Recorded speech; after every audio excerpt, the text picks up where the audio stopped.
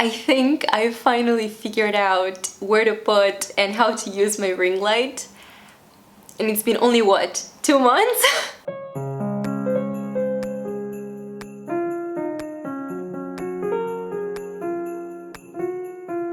Hi, welcome back and welcome to another vlogmas video. I'm Fran, this is Fran Nook in the pages, and today this is going to be a bit of a different video. Again, I hadn't really planned for it, but the year is coming to a close.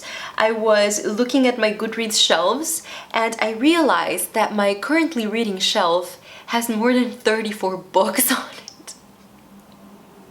Like, what even? So I decided to take a look and I found some things that I was reading in 2019 and 2018 and I was like, this is just not working. I need to reorganize this shelf. And I also saw some books that I did start reading this year and then for one reason or the other I put down and I didn't finish, but not because I wasn't liking them, just because I put them down and I didn't finish them for whatever reason. So I thought it could be interesting to see what books those are, why I didn't finish them, what happened, and if I think I can manage to finish them before the year ends. So stay with me and let's figure it out together. Before we begin, a quick reminder to subscribe to my channel if you haven't, to like and share this video, click on the bell icon to get notified whenever I upload a new video. You can follow me on social media, befriend me on Goodreads, and I have a Ko-fi account, which is a digital tipping service. You will find all this information in the description down below. And now, let's take a look at this shelf. There are more than I thought there would be. Apparently, on January 10th, I started reading Home Home by Lisa Allen Agostini. This is a book written by a Canadian author, I remember that. And it's actually a very short book, it's like 100 pages. And I remember it being about this girl from Trinidad who moves to Canada to live with her aunt. And this was a queer novella. Why didn't I finish it? I do remember starting this book. I do remember not finishing it, but I didn't think it was this year. I honestly thought it was last year. But I'm still definitely interested in reading this book. And I mean, it's a novella, so I don't know if I will be reading it before the end of the year, but maybe I can pick it up back in January 2022. I mean, it's a novella and it's queer and it's set in Canada. What's not to love? I am definitely going to pick it up again. Not right now, perhaps not during the Christmas holidays, but this one will be read, definitely. Woo. On January 24th, I had started Legendborn by Tracy Deonn, and this is definitely a book that I would like to go back to. This is a YA urban fantasy retelling of the Arthurian cycle legend set at our present day. I was really loving the writing style of Tracy Deonn and I was really liking the main character of the story. She was so bold and confident, but at the same time very fragile and sensitive for what happened in her past. And I was just loving her character, but when she was introduced to the magic characters of the story, it got confusing for me a little bit. I wasn't quite understanding who was who and could do what. It just got messy. And then there was this scene when they were going to a forest. I won't say anything else, but that whole thing was very confusing to me. Like, it wasn't described well. It might have been just me, I don't know, but I am definitely down for giving another chance to this book. I might want to try with the audiobook because this being a famous legend, I am a bit more familiar with it. It's not like reading a brand new fantasy story, so I might want to try with the audiobook again, and in case that doesn't work, then move to the physical book. But I really do want to give this book another try. I love the Arthurian legend, I love that world, I love that setting. Also because the second book in the series is coming out next year. I don't remember when, but maybe around that time I can try to reread this first one, or try to read for the first time this first installment in the series and see how it goes. I really want to give it a try. I hope I like it. Another one that I didn't think I had started this year. Where did time go, honestly? I marked it as currently reading on March 14th, and I will be honest, this for a time was my falling asleep book because I had some trouble sleeping throughout last year and the beginning of 2022. I couldn't fall asleep, and I remember that this book was able to make me sleepy. Hey baby! I have it on my Kobo, and I remember I would read a few pages and then I would start feeling my eyes drooping, and I think that's why I never finished it, because I wasn't really following the story that much. Like every night I would start at the same point and then read those few pages, start feeling sleepy, and then the next day I would have to reread the pages I had read the night before, because since I was falling asleep I wasn't really paying attention to what I was reading, like I wasn't retaining the information or the story. But I remember that I was finding it interesting. This is a coming-of-age novel that is set in the 1950s in Italy, and it's a queer novel, and it is about these two friends going to a convent in this small town in Italy to study. The premise is amazing. It was a bit slow, and that's maybe why it became the book that would help me fall asleep, because it was a bit slow. It had a very slow rhythm.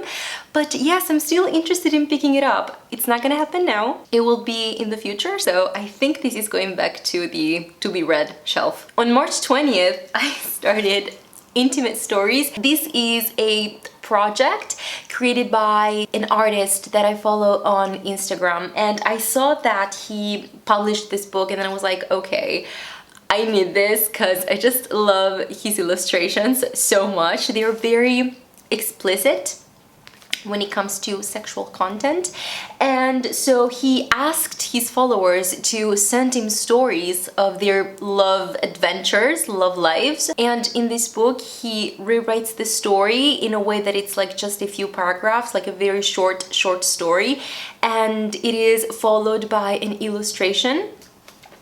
I only found one that is not explicit, that doesn't show vaginas or dicks. It is this one. It is not explicit. It's the only one that kind of hints at it, but it's not explicit. It's the only one in the whole thing. If you want to have an idea of his style, of his drawings, his art, this is the name of the Instagram account. He's French. I don't want to butcher the name, so you will find it linked in the description down below as well if you want to check it out, and you should, because his art is amazing. It's just, I love it. I'm totally okay with this still being on the currently reading shelf. I don't think I'll finish it before the end of the year, because as I've said, it is a collection of short stories. There are many, and I don't want to read all of them at once. I want to like dip in and out.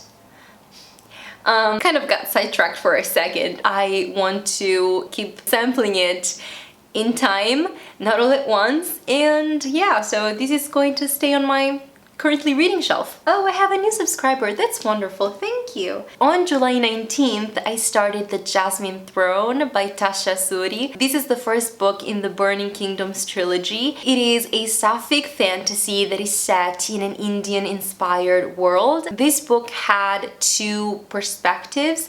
One was a servant named Priya, and the other one was a princess named Malina.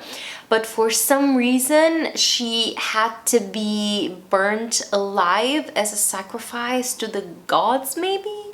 Something like that. I don't know, but she doesn't want to offer herself as sacrifice. She defies her brother, who is king of the empire?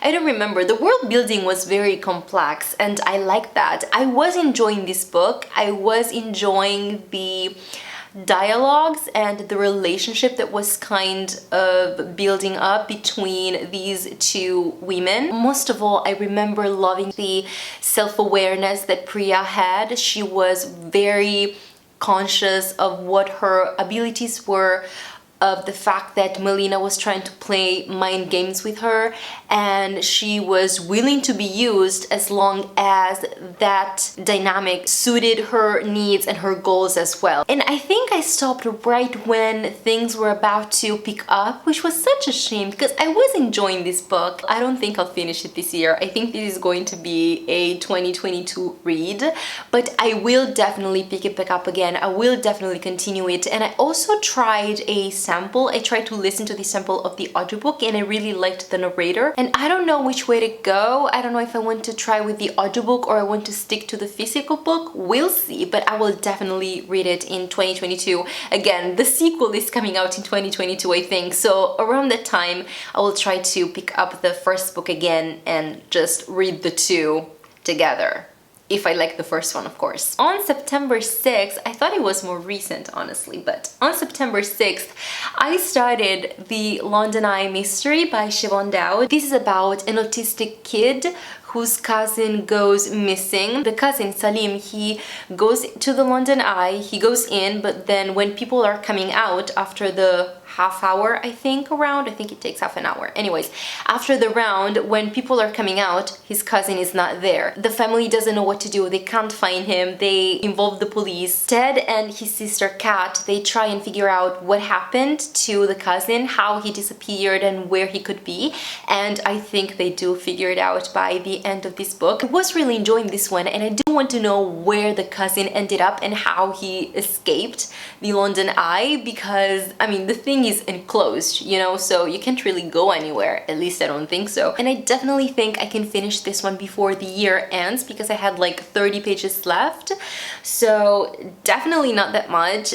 Definitely doable. I will finish it, and this will not be on my currently reading shelf by the time 2021 ends. On October 9th, I started another book that I didn't finish. That's the whole point of this video, and it is Meddling Kids by Edgar Cantero. This book, I saw it for the first time on Erica's channel, The Perks of Books. I will leave it linked in the description down below. She's amazing, go follow her. She's back after a year break, and I'm so happy that she's back. I saw this on her channel and I was instantly drawn to it, and I wanted to read it this year during the Halloween season in October. I only read 30 pages of this one, which makes me feel so bad because I was absolutely loving it, but it was much denser and more literary in the way that it was written than I was expecting, and I don't think I was in the right headspace to experience it to its fullest, and I wanted to love it. I wanted to dedicate all my attention to it, so this is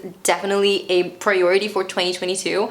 I won't be able to finish it this year, of course, but I will be reading it next year and I will be talking to you about it, so you can hold me to it. I'll make it happen. But I do want to thank Erica for talking about this book because she is the reason that I found out about it, and I was loving it so much. And 5-star predictions moment. I think this is going to be 5 stars. I think you might find it on the top favorite books of 2022. Shh. This book is just unlucky, honestly. I feel so bad. On October 14th, I started listening to the audiobook of The Coldest Girl in Coldtown by Holly Black. Oh gosh, this is another one that I feel so bad about because I was enjoying it. It was not gonna be my favorite. It wasn't even close. This was not favorite book material. But I was enjoying it. It was entertaining, and it was talking about vampires in a very different, original way.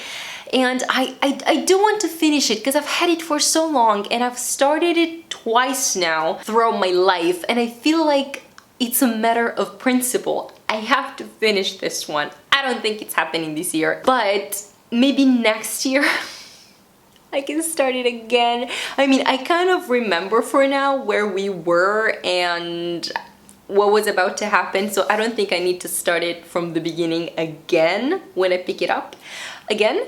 But yes, this is going to be read at some point. As I've said, it's a matter of principle. The Boy Who Steals Houses by C.G. Drews. I only read the first chapter of this one, I think. I saw it in a video of, oh gosh, what's her channel name? Her name is Lily, but I can't remember her channel name. You will find it linked in the description. This has such an interesting premise. Our main character is a young man who breaks into houses. He spends a few nights there. He steals some objects that he can then resell so that he can save some money, because his goal is to be able to afford a house where he and his older autistic brother can live together and he can take care of his brother. The turning point of the story is that while he is staying at a house, the family comes back. The family who lives in that house comes back and they find him there. This is a family with many kids, and for one reason or another, everyone thinks that this guy is friends with one of the kids, and so nobody says anything and he just keeps staying there. It is such an interesting premise, and the first chapter was so good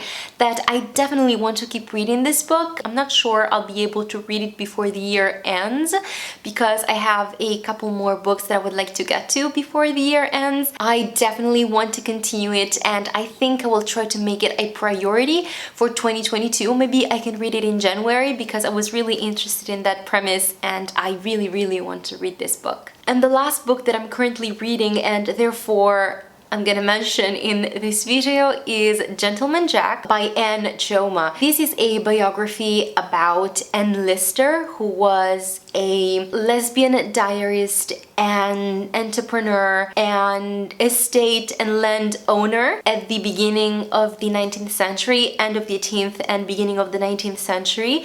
There's a TV show that is absolutely wonderful and I definitely recommend it to anybody because it's fantastic. I am listening to the audiobook and I am loving it so much. There are extracts from her diaries as well as, you know, normally written parts narrating her life story, particularly the years that are also covered in the TV show, because this is kind of supposed to go with the TV show to fill in all the voids and things that were not examined as well in the TV show because the material was just too much. But this woman is so fascinating that there need to be something else going with the show, accompanying the show. And Lister is such a fascinating character and I want to know more about her life and about her love life as well because there's so much of that. This woman kept diaries for more than 20 years, detailed diaries of what she did every single day. It's mind-blowing and I want to know more. I want to read more and I am loving this one. I am going slowly with it because the narrator has a very thick British accent. So at times I find myself re-listening to the same passage more than once, which is not a problem at all because I'm so fascinated with her and I am so interested in the story and I'm loving what I'm reading, so it's not a problem at all to read or re-listen to the same thing twice just to understand it better. It's totally fine.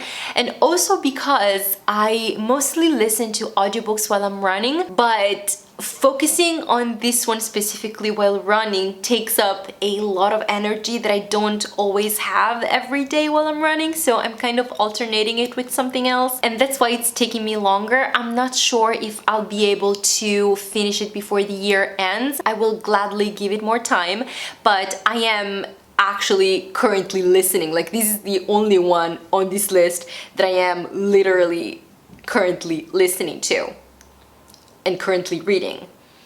So it's fine. This is the only one that has a reason to be on this shelf.